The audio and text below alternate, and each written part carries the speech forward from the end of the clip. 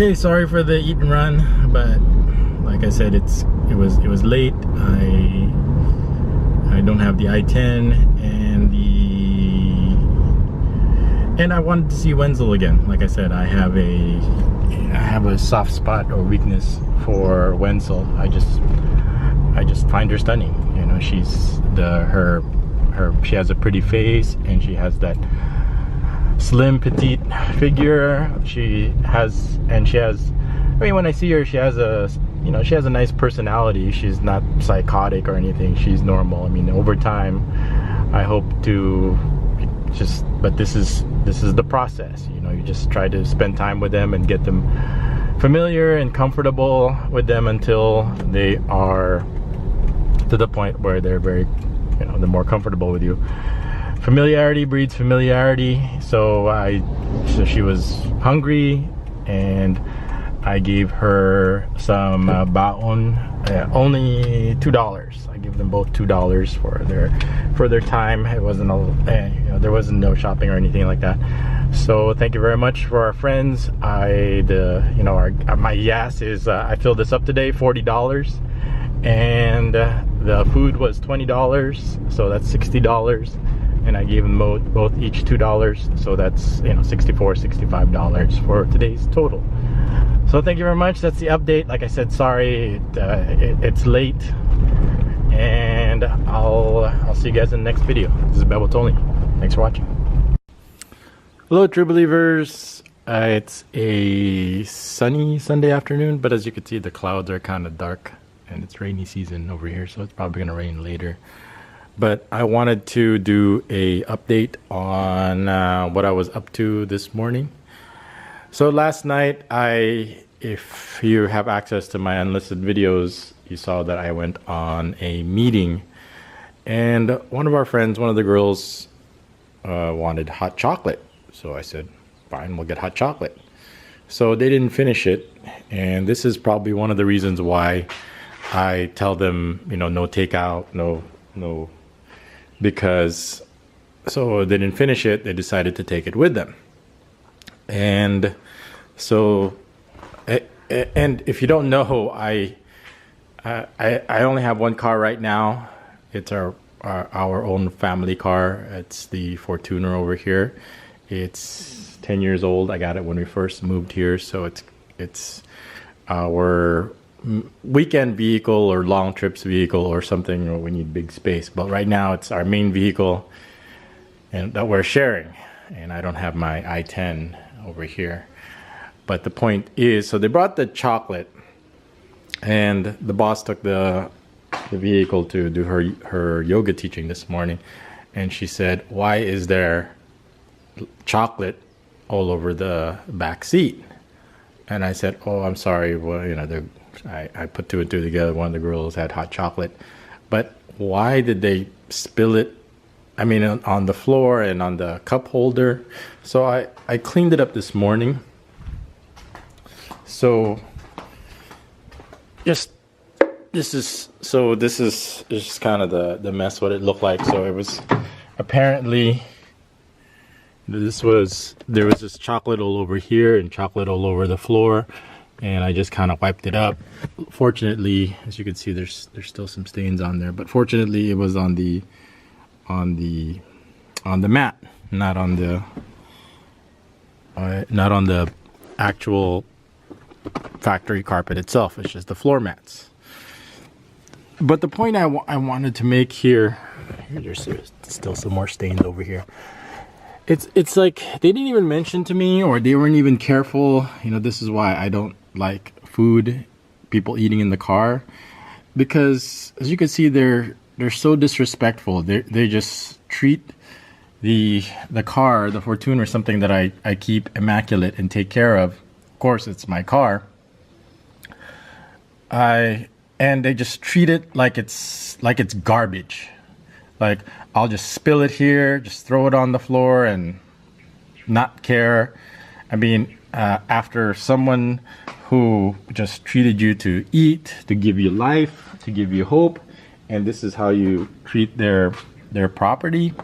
And something like this would never happen for example, in America, where a lot of us are from, where I'm from, and where I'm very familiar with the culture, we would respect each other's property. We wouldn't do anything like that because we know what it's like having a property and somebody trashing it, and we would never do it.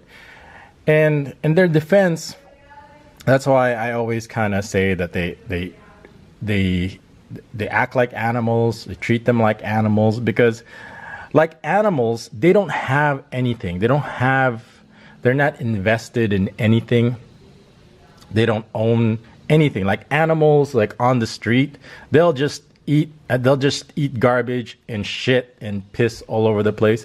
And like I said, they pissed in the car, they'll throw up all over themselves, they'll throw up all over the car. Because just like animals, they have like no investment in anything. They own nothing. They're worth nothing. They're pretty much worthless, and they treat themselves and other people around them as so. In their defense, they're like, well, it's not my car. It's like, who cares? So this is kind of one of the things I wanted. That's why I really didn't want to use the Fortuner, our own personal car, for meetings like this, because exactly, I just take it this one time, and they just had to treat it like shit, just because like animals, they'll just shit and piss anywhere and make babies anywhere in some corner somewhere. And that's just how these people live. Because that moment will be gone, live moment to moment. And I tried to explain these examples like this, stories over and over again. And I've said that this kind of culture or mentality, what people value. Culture is how you define what people value. And here in this culture, other people's property we just don't value. I was going to mention this in the next live stream, like the movie Trading Places. If you ever seen the movie Trading Places, it was a great movie back in the 80s with Eddie Murphy. What happened in the movie is Eddie Murphy traded places with this very rich white person. So this very poor black criminal history person. I know this was in the 80s. It would probably be, that movie would never be made right now because it would be so politically incorrect and so racist. But the first thing he did once he became rich and lived in this big Manhattan mansion, this with a bunch of white people, was through this party and had and invited nothing but pimps, hookers, his drug dealer friends, his other criminal friends. And just like in the movie, they just trashed the place. And Eddie Murphy, there was a transition in the movie where the whiteification of Eddie Murphy, where he said, hey, show some respect. This is, what did he say? This is fine china or Corinthian leather or something like that. Don't be just trashing it and disrespecting it, and just kicked everybody out. All these pimps and drug dealers, well, basically all these black people that were trashing the place. This was in Trading Places. They wanted to show that white people were good and they were clean, and black people were trashy and dirty. So kind of similar to that movie.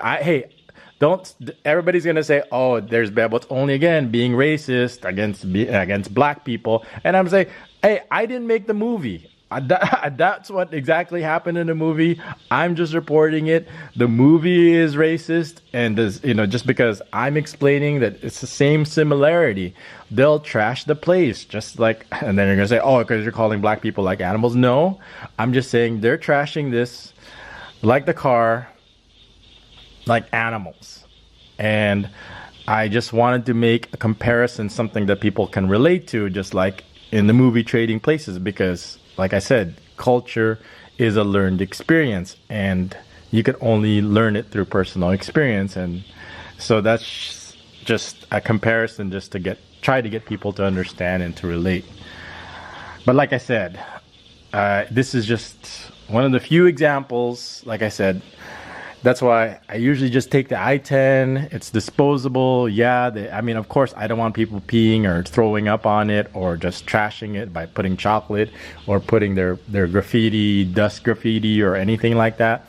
But when you're dealing with animals, everybody wants to think that like, oh, I'm the one taking advantage of them, or oh, I'm the one exploiting them, when it's completely the other way around. When you're dealing with animals, there's no, it's like an animal. It's like a dog. It's like, can you really groom a dog? Yeah, when you think of an animal, when you start grooming an animal, it's a good thing.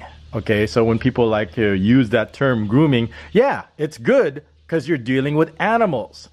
Animal grooming is actually good. Of course, when you're dealing with actual people, then grooming has a negative term to it. But then again, you can use grooming for like, okay, grooming them for politics, or grooming them for presidency, or grooming them for vice presidency.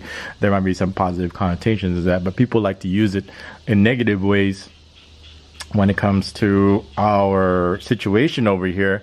But clearly, like I said, the people don't understand that when you're dealing with animals, grooming, the way it's used, pertains to like when you're grooming a dog, which is a positive thing. I mean, like I said, can you really groom an animal? Yeah, yes, you can. Into, maybe like in trading places, if they have, like they're actually invested in something, then maybe they could be human beings. In the meantime, until that happens, what we're dealing with is animals, and you can't use the term grooming as a regular term when like with human beings, but you have to consider it in the aspect, or in the perspective of that you're grooming animals in this situation. And the perfect example, like I said, is having to clean up, spilling all this hot chocolate. Didn't even mention it to me. It was one of those things that you discovered in the next morning, chocolate or graffiti or whatever spilled. Next day, having to clean up all the chocolate stains off the floor mats, because we're dealing with animals. And that's why you don't want to have anything nice around these people when you're dealing with the common people here in the Philippines, because they'll just trash it, disrespect it, and just like it doesn't even faze them, because they have no idea what it's like to have anything nice. Just like the street animals that are here, they'll just shit and piss anywhere and on themselves and make babies just right in the middle of the street, because that's what they are, animals. Anyway, that's the update. I don't know actually when I'm gonna be uploading this. I have a bunch of stuff to upload. Of course, I have to upload the car, the car overheating and then having to be brought in, and then now it's going to be a month before I have a car. And this might be the example where I said, you know what, I'm just not going to do meetings until I get the I-10 back. So I don't know. I mean, like I said, it'll be in the shop for like a month, and I don't know if I'm going to be making any more content until I get the car back, unless it's a situation where I really have to go. But that's the update with me. I'm still making a lot of unlisted videos. Almost, I want to try to do it every day, but like I said, it's still summer vacation. When summer vacation stops, the kids are in school, then I have time to make more content, public content anyway. But then Anthony S said something like, why do you make public content for people that are just there to destroy your work? And he's right. That's why I've been focusing on making unlisted videos in the meantime, and not to neglect that. But once I have time, I have no problem making public videos, but that's the lowest on my priority poll for now. That's why you haven't seen me do much public videos or live streams lately. But I'm still here, I'm still working, I'm still doing meetings, and I'm still cleaning up after the mess that these animals make. Anyway, that's BebotsOnly. Thanks for watching. That's the update.